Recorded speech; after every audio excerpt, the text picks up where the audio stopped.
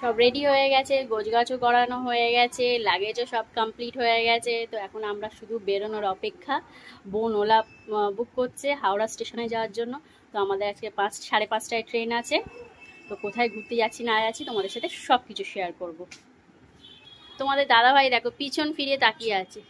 হয় কি নিচ্ছ তুমি? আর কতগুলো ব্যাগ হয়েছে আমার আর তোমার দাদাভাইয়ের, মোটামুটি 3টে ব্যাগ হয়েছে, বাপি মার 2টো, বোনের 2টো, মানে কত।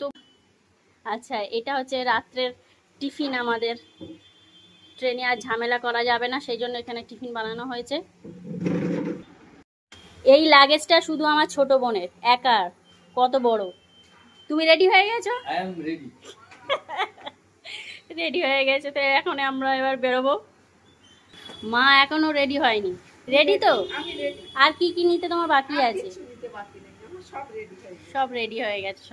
আমরা বাঙালিরা কোথাও বেড়াতে গেলে আর আগে কি খাবো, খাওয়ার জোগাড়টা আগেই তাড়াতাড়ি করতে হবে, তাই না? তো চলো।